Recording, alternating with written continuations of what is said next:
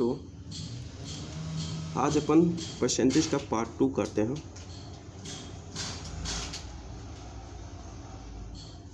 Percentage का part 2 करते हैं। कल अपन देख रहे थे प्राइस, कंजप्शन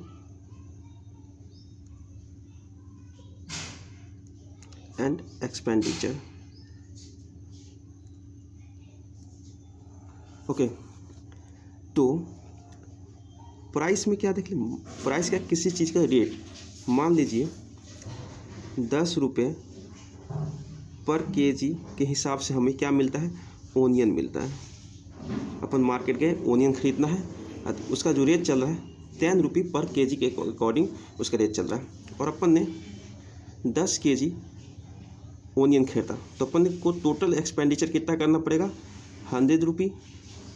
ओके, टोटल 100 रुपये हमें एक्सपेंडिचर पर मतलब खर्चा करना पड़ेगा टोटल।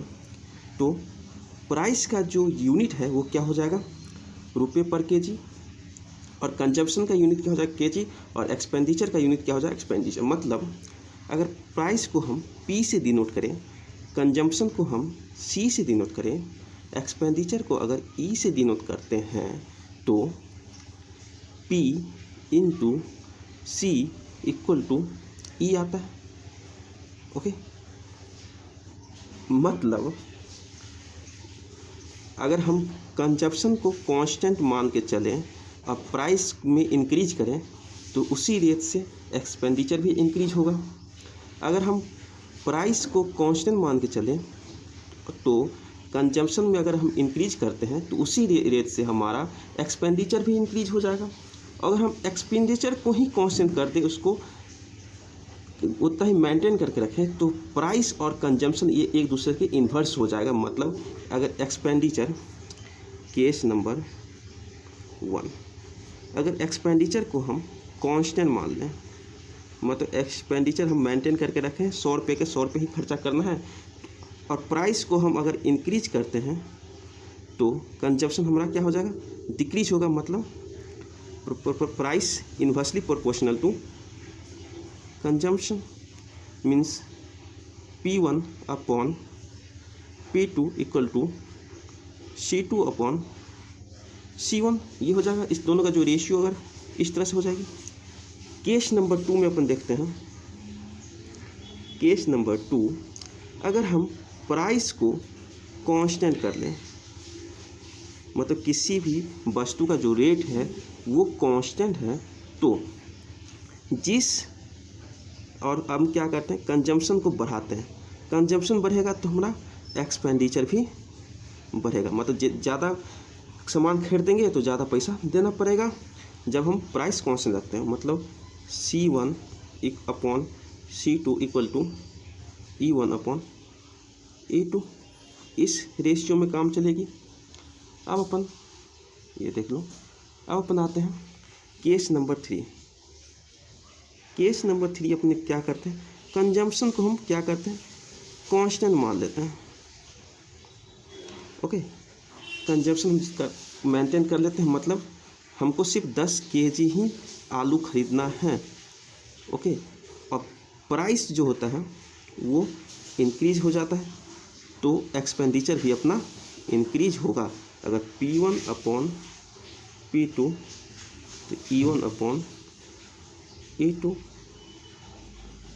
ओके, इस सारे फॉर्मूले पे हम कुछ कर लेंगे। मान लेते हैं, एग्जांपल लेके चलते हैं। प्राइस है वो अपना 10 रुपये पर केजी के अकॉर्डिंग अपने को कुछ मिल रहा है। ओके, और हम क्या करते हैं, एक्सपेंडिचर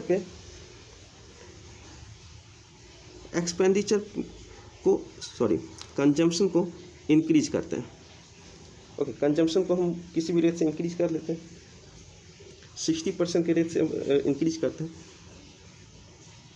तो मान लेते हैं P इक्वल टू 10 और कंजम्पशन अपना है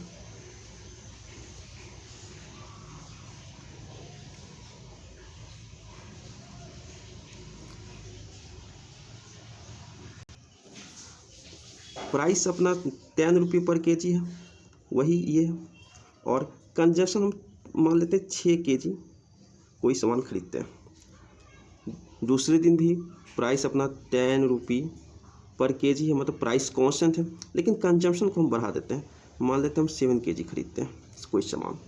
ओके, तो हमारा एक्सपेंडिचर क्या हो जाएगा, एक्सपेंडिचर ये 60 रुपी हो जाएगी और ये 70 रुपीज़ हो जाएगी।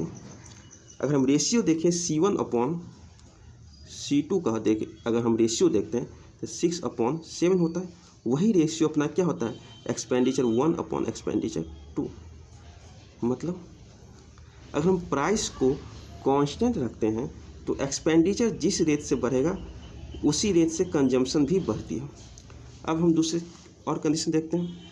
अब मान लेते हैं हम कंजम्पशन को कांस्टेंट रख लेते हैं, हमको मान 10 kg ही सामान खरीदना है।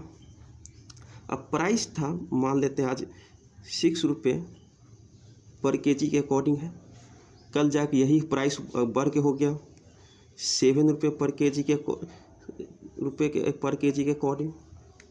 और हम कंजम्पशन हम सेम रखते हैं, 10 kg से ज़्यादा नहीं खरीदना है, तो एक्सपेंडिचर क्या हो जाएगा अपना 60 70। मतलब देखो अगर हम प्राइस को बढ़ा दिए तो अपना जो था एक्सपेंडिचर वो भी उसी रेशियो से बढ़ा 6/7।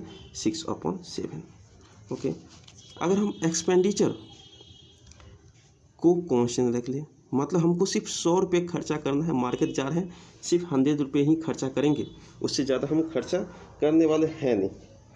तो उस कंडीशन में मान लेते 6 रुपये पर केजी के अकॉर्डिंग हम कुछ खरीद रहे हैं अब, और 10 kg सामान खरीदना है तो कितना 60 रुपये हो गए। और 10 kg 10 रुपये पर, इसका रेट अगर बढ़ के हो गया 10 रुपये पर केजी के अकॉर्डिंग, तो हम कितना सिर्फ 6 kg खरीद पाएंगे, तब जाकर हमको रेट को मेंटेन कर पाएंगे। मतलब जब अपन प्राइस P1/P2 का जो रेशियो है 6/10 है, तो C1/C2 का रेशियो क्या हो जाएगा 10/6। मतलब ये एक दूसरे के रेसिप्रोकल है।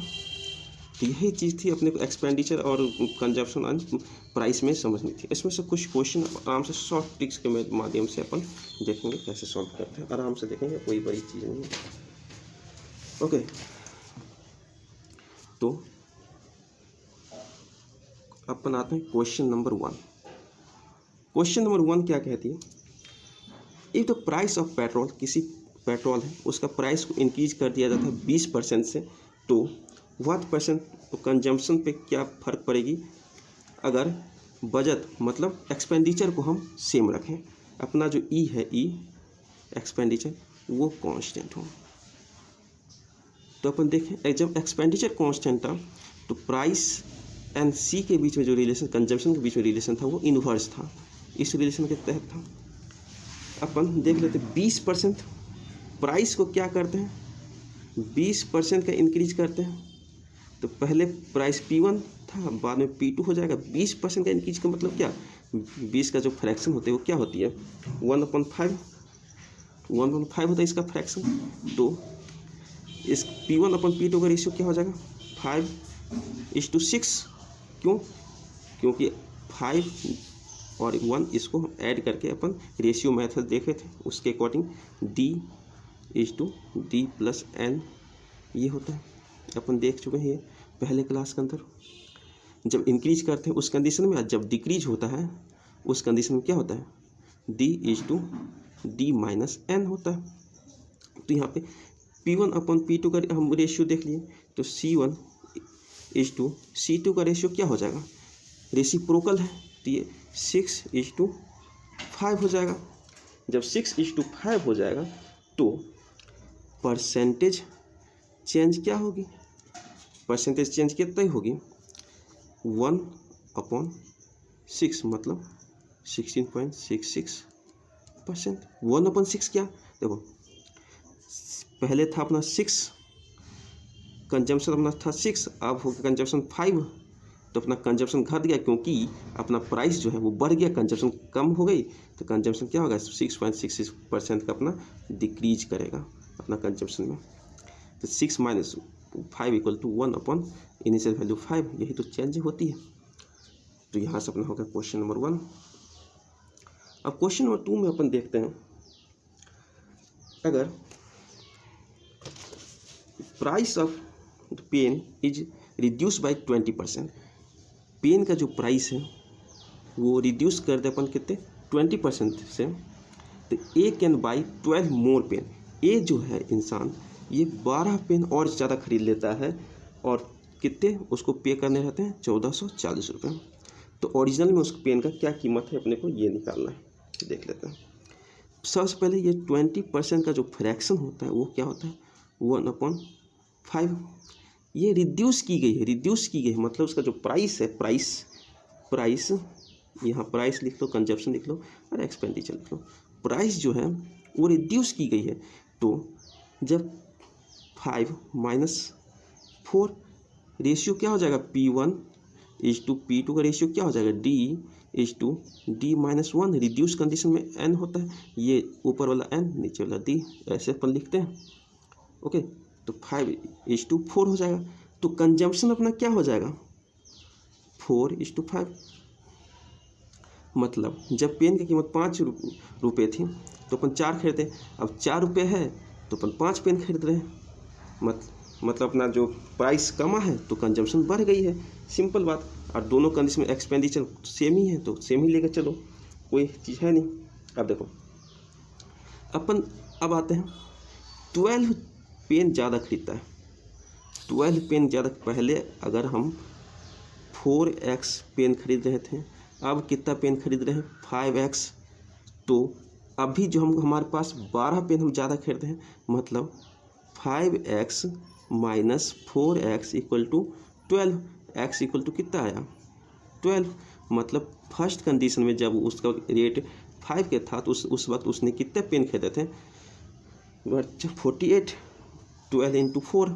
और अब वो कितना पेन खरीद रहे 12×5 मतलब 60 पेन खरीद रहे हैं। देखो 12 का अंतर आ गया।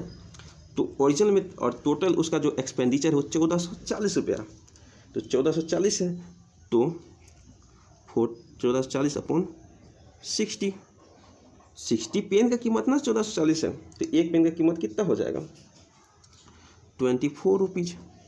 ओके, और जब हम 48 पेन खरीदे थे उस समय भी 1440 रुपये ही पे करना पड़ा था, तो उस समय एक पेन का कीमत कितना था 30 रुपीज़। ओके, इस तरह से अपन सॉल्व करेंगे। अब आते हैं, ये शानदार क्वेश्चन है। देखो, फ्रेश वाटरमेलन कंटेंस 90% वाटर। एक वाटरमेलन है अपने पास, वो शुरू में उसके पास कितने रहते हैं 90% ऑफ वाटर रहता है। फ्रेश जो मतलब मार्केट से उठा कर लेके आए या फिर खेत में जाके अपन तोड़ते हैं, उस वक्त 90% ऑफ वाटर रहता है। उसके वेट का 90% क्या रहता है सिर्फ वाटर रहता है। जबकि एक ड्राई वाटरमेलन होता है उसमें सिर्फ 20% वाटर रहता है उसके वेट के। ओके, इतना समझ में आ गया। What is the weight of dry watermelon.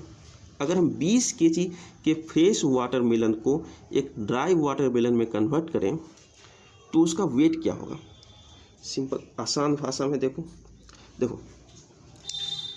हम आते हैं फ्रेश वाटरमेलन के पास।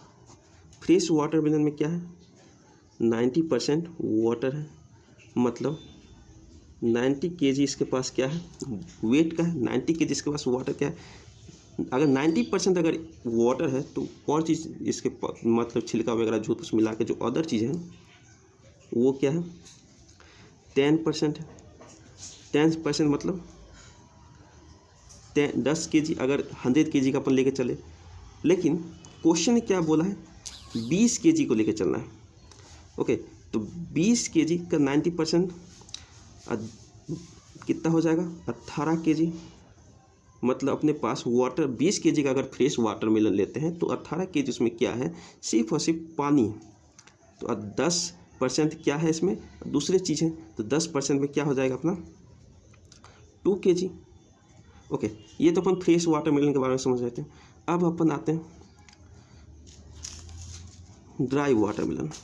ड्राई वाटरमेलन में क्या है 20% वाटर का कंटेंट कितना है 20%। ओके, और दूसरी चीज़ जो है बीज छिलका वगैरह सब, ये 80% हो जाएंगे। अब देखो, तो अपने को क्या पूछा है, 20 kg फ्रेश वाटरमेलन को अगर हम ड्राई वाटरमेलन बनाते हैं तो उस ड्राई वाटरमेलन का कितना वजन होगा। इसके लिए देखो, मान लेते हैं अपने पास जो फ्रेश वाटरमेलन है उसको धूप में रख दिए, धूप में रखें तो वाटर जो होगा वेपरेट करेगा और वाटर धीरे धीरे डिक्रीज करती जाएगी और कम होते जाएगा। लेकिन इसमें जो अदर चीज़ है, जो छिलका वगैरह है, उसका वेट कम होगा नहीं होगा, उसका वेट वही रहेगा। तो अपन इसको कह सकते हैं 80% ऑफ ड्राई वाटरमेलन जो है उसका वेट है 2 kg, क्योंकि इससे अगर इसमें जाते हैं तो ये 2 kg पे तो कोई फर्क पड़ेगा नहीं, और वो जो जिस पे फर्क नहीं पड़ता वो कितना है 80% है। तो 80% ऑफ ड्राई वाटरमेलन का जो वेट है वो क्या है 2 kg। तो वेट क्या निकल जाएगा 100 अपॉन 80 इंटू 2, 0 से 0 गया, 1 से 4 गया, 2 और 5 मतलब 5 अपॉन 2 kg का अपने को क्या मिलेगा, एक ड्राई वाटरमेलन मिलेगा। अगर हम 20 kg के फ्रेश वाटरमेलन को ड्राई वाटरमेलन में कन्वर्ट करते हैं तो 5 अपॉन 2 kg का अपने को ड्राई वाटरमेलन मिल जाएगा। अब एक और क्वेश्चन, ये क्वेश्चन सिर्फ रेशियो बेस है और कुछ नहीं इसके अंदर करना, देख लीजिए।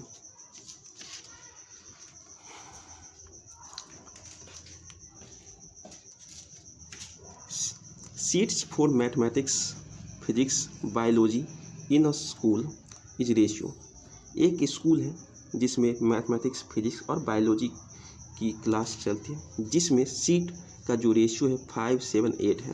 देखो, मैथमेटिक्स, फिजिक्स एंड बायोलॉजी, इसका जो रेशियो 5:7:8 है। Okay, there is a proposal, एक प्रपोजल कोई आती है कि इंक्रीज दिस सीट, इस सीट को अपने को इंक्रीज करना है, कितने से 40%, 50% एंड 75%। तो देखो 40% से बढ़ाएंगे, 50% से बढ़ाएंगे और 75% से इस सीट को इंक्रीज करना है। अगर 40% से बढ़ाएंगे तो 40% मतलब क्या 2/5, 50% का मतलब क्या होता है 1/2 और 75% का मतलब क्या 3/4। तो देखो इस तरह से आ गई तो अपने को कुछ इसका जो पूर्णांक में दशमलव में कुछ वैल्यू आएगी, इसलिए अपन उसको ऐसे नहीं करते, अपन क्या करते हैं इसको 500 कर देते हैं, इसको 700 कर देते हैं, इसको 800 कर देते हैं। अब देखो 500 किए तो 2/5, 500 का 2/5 हो गया 200, तो ऐड कर दो कितना हो जाएगा 700, और 700 का हाफ कितना हो जाता है 350, उसमें ऐड कर दो कितना होता है 1050। अब देखो 800 का 3/4 कितना हो जाता है अपने को 600, तो 800 में 600 अपन जोड़ते हैं तो कितना हो जाएगा 1400। तो देखो 0 0 1 कट गई तो कितना हुआ 14:14, 21 एंड 28। तब इसको कैंसिल कर लो, 28 24 इंटू 4, 7 14 7 21 7 28, मतलब 2:4 3:4, इसका जो रेशियो होगा 2:3:4 में होगा। ओके,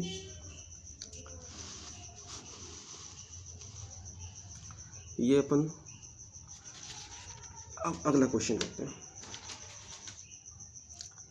अगले क्वेश्चन क्या, if the ratio of a rectangle, देखो ये भी अपना प्राइस कंजप्शन एक्सपेंडिचर जो सॉल्व किए थे सेम उसी टाइप से ये क्वेश्चन सॉल्व हो जाएगा।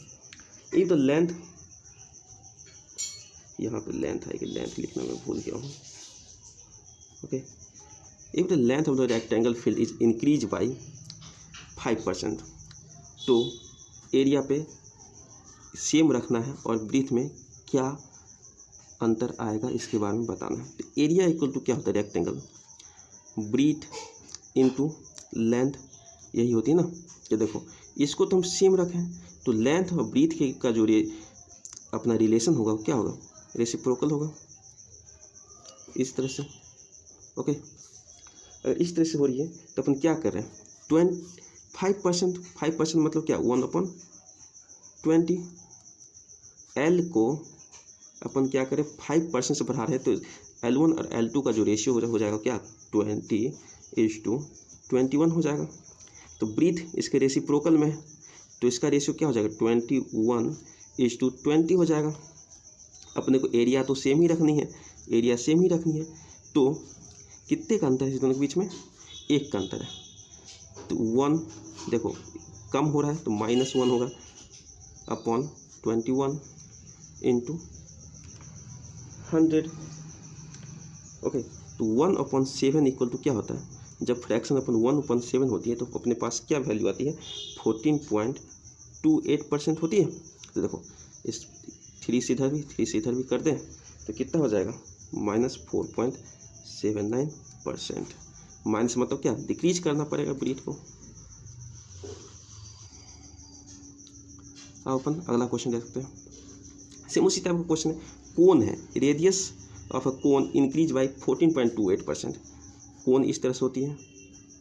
ओके, इसका वॉल्यूम अपने को सेम रखना है, हाइट क्या मगर रेडियस बढ़ाते हैं तो हाइट कैस कितना कम करें ताकि वॉल्यूम सेम हो। तो देखो वॉल्यूम क्या होते हैं कोन का 1/3 πr² h, ये होती है ना। तो देखो तो वॉल्यूम जो होता है वो डायरेक्टली प्रोपोर्शनल किसका होता है r² h के। तो वॉल्यूम तो कांस्टेंट रखेगा, तो r² और h के बीच का जो रिलेशन होता है वो इस तरह से होता है, रेसिप्रोकल हो जाती है। तो अपने को रेडियस जो है रेडियस वो इंक्रीज किया है कितने से 14.28% से। 14.28% मतलब इसका जो अपन फ्रैक्शन निकालेंगे तो कितना हो जाएगा 1/7। तो रेशियो का जो अपना रेशियो होगा, रेडियस का जो रेशियो होगा वो हो जाएगा 7:8। तो r1² r2² इक्वल टू कितना हो जाएगा, क्योंकि अपने को r² चाहिए 49:64। तो r² और h में देख लेते हैं ये एक दूसरे का रेसिप्रोकल है, ये 49:64 हो जाएगा। तो h क्या हो जाएगा 64:49। एरिया जो अपना वो तो दोनों कंडीशन में सेम ही है। तो अपना हाइट जो है डिक्रीज होगा, कितना होगा 49, मतलब परसेंटेज चेंज अगर निकालते हैं तो कितना जाएगा, ये जाएगा 15/64। इस तरह से कुछ अपने को कर लेना, इसको निकाल लेना। अब अगला क्वेश्चन, अगला क्वेश्चन है थोड़ा अच्छा क्वेश्चन है। एक फैक्ट्री है जिसमें कुछ वर्कर्स एम्प्लॉय जो है काम करते हैं। एम्प्लॉय में एक स्किल्ड लेबर है, अनस्किल्ड लेबर है और क्लर्क है, 3 तरह के एम्प्लॉय है। अब उन तीनों का जो प्रोपोर्शन है वो 8:5:1 के प्रोपोर्शन में अपन काम करते हैं। तो अपन लिख लेते हैं स्किल्ड वर्कर, अनस्किल्ड वर्कर और क्लर्क। ओके, इसका जो रेशियो है एम्प्लॉय का रेशियो वो क्या है 8:5:1। ओके, आगे क्या लिखा है एंड वेजेस मतलब तनख्वाह, skilled worker, unskilled worker and clerk in the ratio of 5:3। इसका जो वेज है वो उसका जो रेशियो है 5:3 इस रेशियो में। Okay, when 20 unskilled worker are employed. अब इसने बता दिया जो है अनस्किल्ड जो वर्कर है वो कितना है 20, तो कितने टाइम्स 4 टाइम्स। तो क्लर्क कितना हो जाएगा 4 और स्किल्ड वर्कर कितना हो जाएगा 32, ये निकल गए। और टोटल वेज जो है वो 318 रुपी है। तो प्रत्येक का वेजेस क्या होगा देखो, तो स्किल्ड वर्कर 32 है और इसका रेशियो 5, तो 32 इंटू मान लेते कोई x मतलब अपने इसको रेशियो को हटाना हो तो 5x। टोटल वर्कर को इतना तनख्वाह into 32, 20 into 2x, 4 into 3x equal to total कितना कमाई 318 रुपये वेज है इसका। ओके, तो यहाँ से आप x निकाल लो, x निकल गई मतलब आपका क्वेश्चन सॉल्व हो गया। तो आज यहीं रखते हैं और अगले क्लास में इससे भी अच्छे क्वेश्चन देखेंगे, प्रॉफिट एंड लॉस पढ़ेंगे। तो बने रहे हमारे साथ और सब्सक्राइब करें।